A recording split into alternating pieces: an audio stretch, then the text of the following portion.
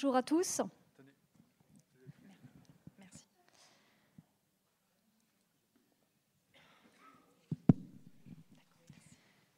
Donc, je suis Aline Keokomo, je suis responsable de la restauration au CHRU de Brest.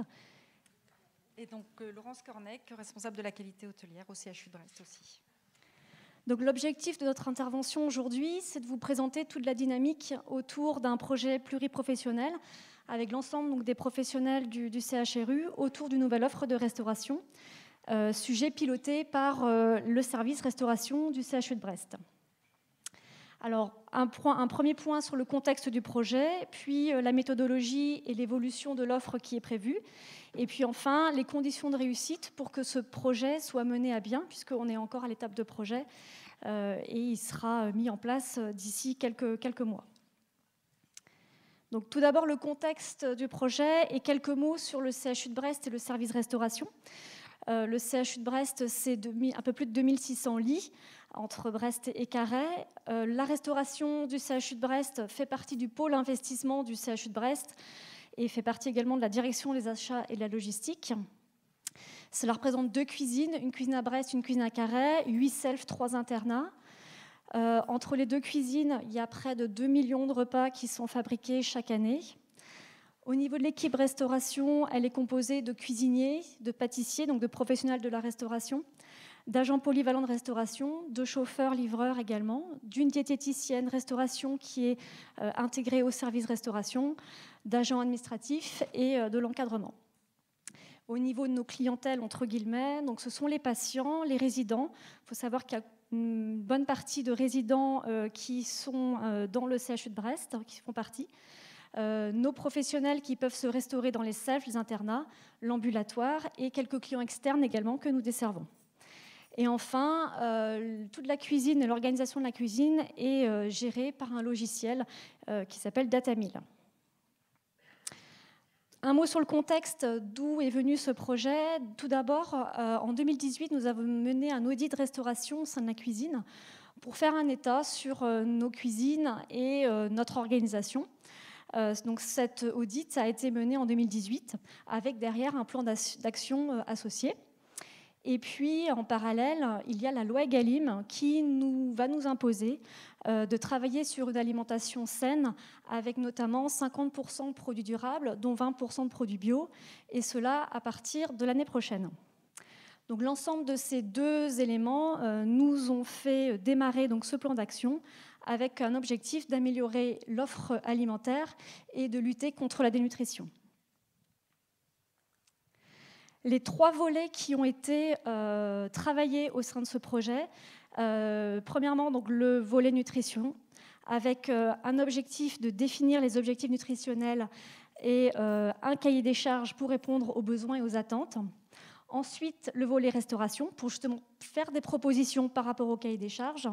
Et enfin, une partie hôtellerie, au niveau de la distribution des repas dans les services. Donc, voici comment nous avons travaillé. Donc, le premier volet, comme je vous disais, qui est le premier axe de travail, c'est le volet nutritionnel. Donc, l'objectif est de définir les nouveaux objectifs nutritionnels, en tous les cas de les mettre, de les proposer, de les définir, et de mettre derrière en place un cahier des charges pour que la restauration puisse derrière travailler sur ces objectifs. Comme référence de travail, on a le PNNS 4, les recommandations qui sont proposées, et puis également les retours d'expérience au sein du CHU et les prescriptions qui sont actuellement proposées.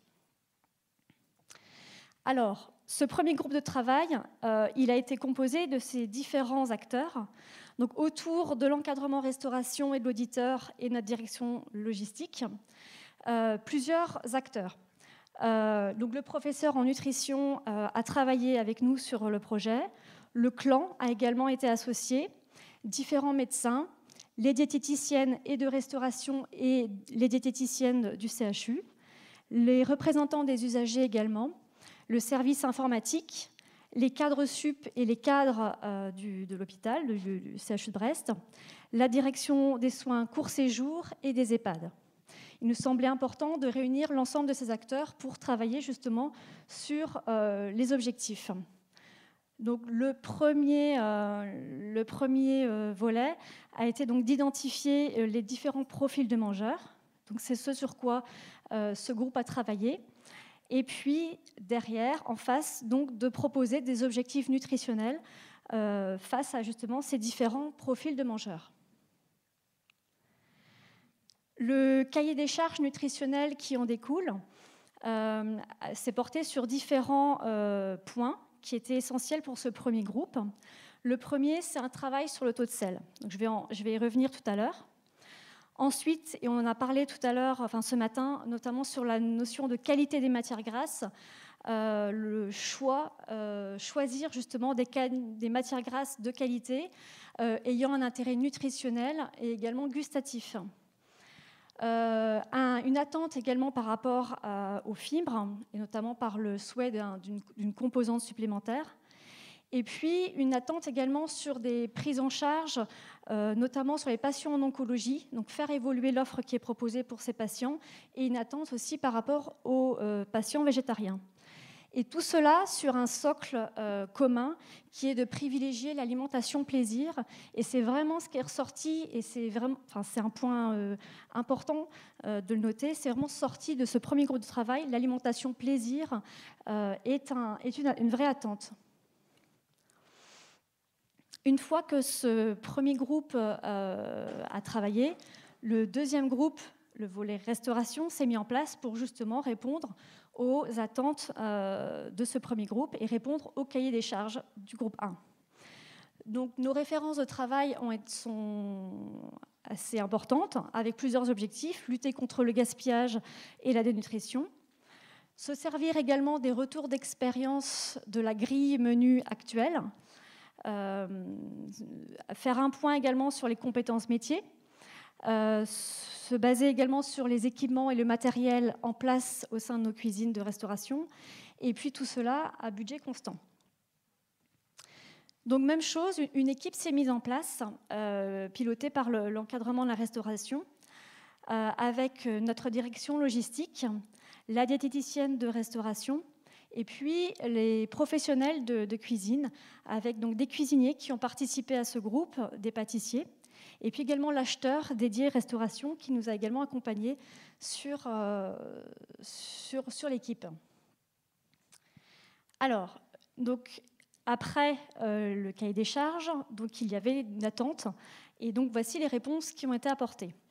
Au niveau, donc ça s'est décomposé en trois volets. La partie gestion alimentaire, tout d'abord, avec une première étape de recueil des satisfactions de menus, des plats proposés au sein de l'hôpital auprès des patients. Donc directement auprès des patients, savoir ce qu'ils aiment, ce qu'ils apprécient moins. Ensuite, de proposer une nouvelle grille en fonction justement de ce recueil, en travaillant justement autour des recettes qui sont les plus plébiscitées. Et puis, il y a une attente sur l'oncologie et les végétariens. Donc voilà, une proposition a été faite autour de cette prise en charge. Une fois que la partie, je dirais, gestion alimentaire a été travaillée, les fiches techniques, vient la partie production, avec un travail sur nos process de production, justement, avec une attente et des propositions avec encore plus de faits maison. Donc, au sein du CHU de Brest, il y a une bonne partie de nos plats qui sont déjà faits maison. L'idée, c'est d'aller encore plus loin, de travailler avec encore plus de produits frais par rapport aux produits quatrième gamme ou surgelés, par exemple, de faire évoluer l'utilisation des matières grasses, de maîtriser le taux de sel, et puis de travailler sur encore plus de production enrichie maison et de développer les collations maison, qu'on en a déjà, mais on souhaite les développer encore plus, notamment pour les EHPAD. Et enfin, dernier volet, qui est la distribution des repas.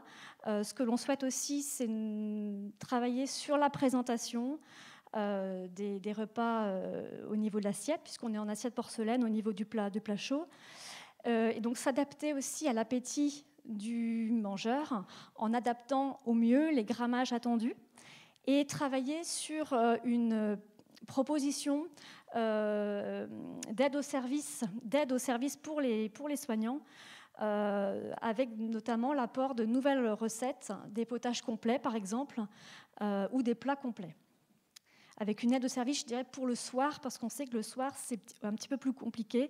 Ce sont les attentes qui nous ont été formulées suite au groupe de travail. Alors, ces attentes ont pu être validées par ce groupe de travail lors notamment de dégustations produits qui étaient régulièrement proposées au groupe 1.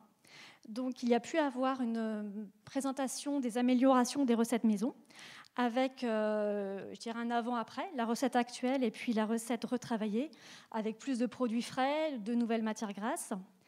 Des nouvelles recettes ont pu être proposées pour être ensuite validées par le groupe 1. Des nouvelles collations maison ont également été dégustées lors de ces groupes.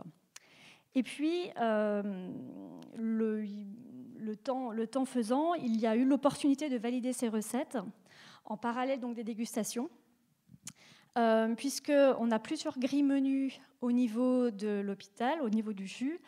Donc il y a également une grille self pour les professionnels. Donc les recettes du self ont pu évoluer et être retravaillées. Donc on a commencé à retravailler ces recettes. Donc les professionnels du CHU peuvent commencer à bénéficier de ces nouvelles recettes. Les nouvelles collations maison ont également pu être proposées lors de la période Covid.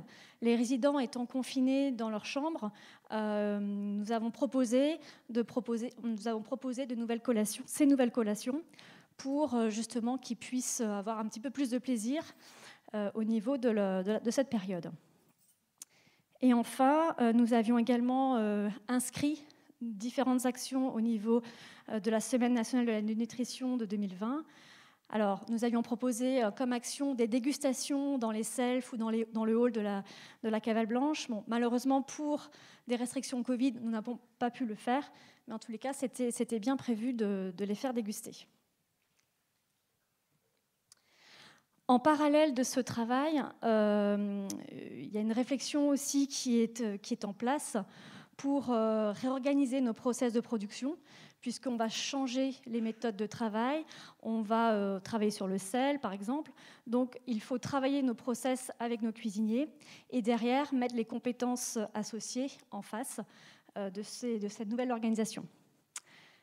Le coût également a été calculé avec donc le coût des nouveaux menus, avec une compensation attendue également par rapport à la baisse des prescriptions des CNO. Donc on en parlait tout à l'heure. L'idée, c'est de profiter des CNO des collations maison qui sont fabriquées au profit et de diminuer justement les CNO qui sont proposés. Et puis également, puisqu'on veut travailler beaucoup plus de faits maison, il faut du matériel et des équipements qui sont adaptés. Donc il faut aussi prévoir les coûts associés. Les compléments nutritionnels oraux, ce dont on parlait ce matin. Alors ici, une illustration du taux de sel. Et donc tout le travail pluridisciplinaire qui a été fait. Alors quand on met avant, en fait, c'est maintenant. On est sur 2 fabrications au sein de la restauration, avec 2 tendances, le salé et le sans sel. Demain, l'idée, c'est de n'avoir plus qu'une seule fabrication, qui sera modérée en sel, et d'arrêter la prescription sans sel, qui est très peu prescrite. Donc ce travail, ça paraît simple, mais ça fait vraiment l'objet d'une concertation entre tous les membres des groupes que je vous ai présentés tout à l'heure, entre donc, le clan, les différents médecins, les diététiciennes, l'informatique et notre service restauration. Pour valider aussi cet arrêt du sans sel, donc il y a eu un travail au niveau des cuisines pour peser le sel et puis le faire trouver aussi des arômes, des herbes aromatiques, trouver des recettes qui compensent. Et ça a pu être dégusté lors de dégustations justement pour valider le côté organoleptique. Donc l'avantage, c'est que sur la partie restauration, sur l'organisation restauration, il y a moins de tendances. Donc on va pouvoir travailler plus finement les recettes, comme je disais tout à l'heure, avec plus de produits frais. Donc il y a plus de travail à apporter au niveau donc, des recettes et de la production. Et derrière, si c'est mieux travaillé, mieux cuisiné, il y aura une optimisation gustative qui sera présente. Donc cet exercice, on a commencé à le faire en attendant le développer au niveau des patients. Et donc les professionnels du self, les professionnels de l'hôpital peuvent les tester au niveau des selfs.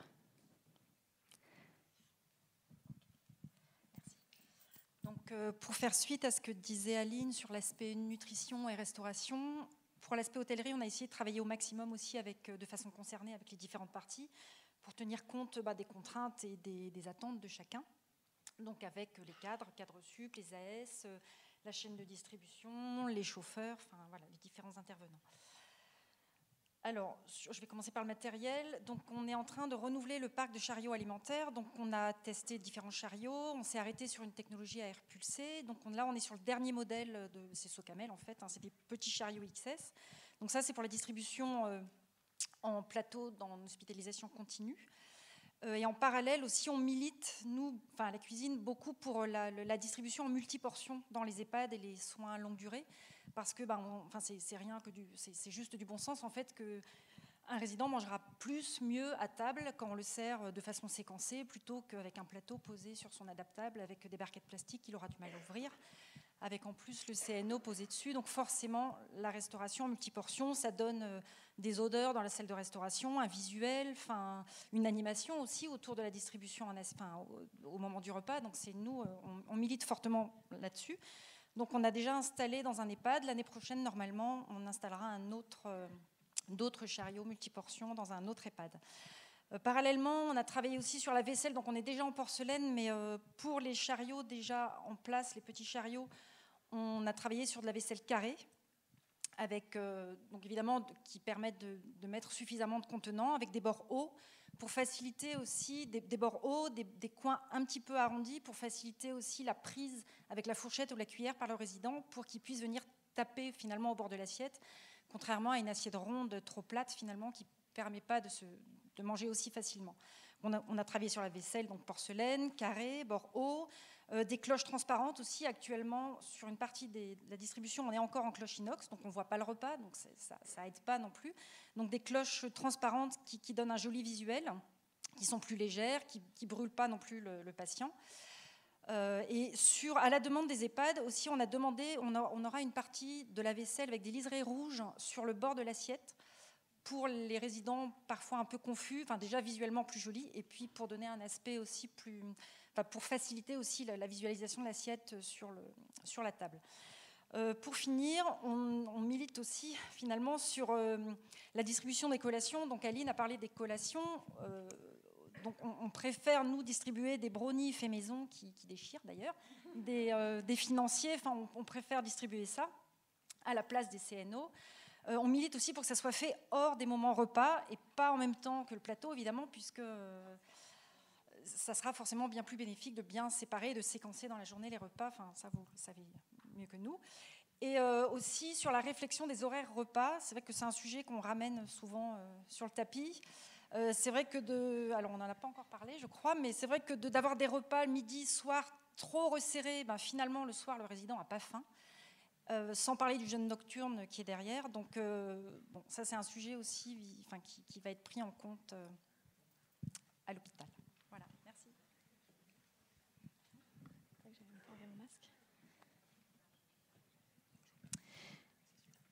Alors, les conditions de réussite pour ce projet, il en reste 4. Tout d'abord, l'accompagnement fort de l'informatique. On a un logiciel, comme je disais tout à l'heure, qui est Datamil, qui doit être reparamétré pour justement s'adapter aux différentes modifications. Il faut changer tout le processus Datamil. Donc l'accompagnement fort de l'informatique est vraiment attendu pour finaliser ce projet. Et ça, c'est vraiment le point important. On nous avait prévenus. On les avait intégrés dès le départ. Et ça a pris un petit peu de retard par rapport à ce volet-là. Ensuite, réorganiser l'activité restauration. Donc, qui dit plus de faits maison, dit aussi une réorientation de nos process, de nos pratiques, mettre les bonnes compétences au bon endroit, et puis aussi revoir nos achats, limiter les produits 4e, 5e gamme au profit des produits frais, pour justement ce côté gustatif et appréciable. Adapter donc, la distribution des repas en unité de soins, c'est ce qu'on vient de voir. Donc une distribution différée, je ne vous le refais pas, des heures des repas pour les collations. Une baisse de prescription de CNO industriels donc en EHPAD au profit des collations maison qui sont préparées par nos équipes de cuisiniers. Et enfin, le volet communication est important également, à la fois auprès des équipes soignantes, leur présenter l'évolution de l'offre alimentaire et derrière les changements qu'il va y avoir au niveau du logiciel DataMill, et également auprès des résidents et de leurs familles pour leur montrer l'évolution de l'offre alimentaire, les nouveaux plats qui vont être proposés, et notamment le soir, avec des plats uniques. Donc ça passera par de la formation, par de l'affichage, des dégustations également qui sont importantes. Pour terminer et conclure, donc ce projet pluriprofessionnel donc qui permet vraiment de s'associer tous et d'associer tous les professionnels du CHU autour de ce projet qui est partagé par tous. Et on l'a vraiment ressenti, ça a été vraiment un vrai élan de dynamisme au niveau de ce groupe. De lutter contre la dénutrition avec une alimentation plaisir. Et ça, c'est vraiment aussi partagé par tous les acteurs. De comprendre aussi les contraintes des uns et des autres, que les services de soins comprennent les contraintes de restauration et inversement, de comprendre aussi quelles sont les contraintes des services. D'intégrer le service de restauration du CHU dans la participation aux soins. Et ça a été le fait d'être pilote sur ce projet nous permet justement de nous faire connaître et de participer aux soins. Pour le coup, pour l'équipe de restauration, c'est vraiment de donner une dynamique managériale et du sens au métier de cuisinier. On les a fait participer, on les fait participer, ils peuvent présenter leur travail et c'est un vrai atout et ça donne une vraie dynamique au niveau de l'équipe. De travailler sur de l'innovation, donc avec des nouvelles recettes, avec de la nouvelle vaisselle, comme disait Laurence.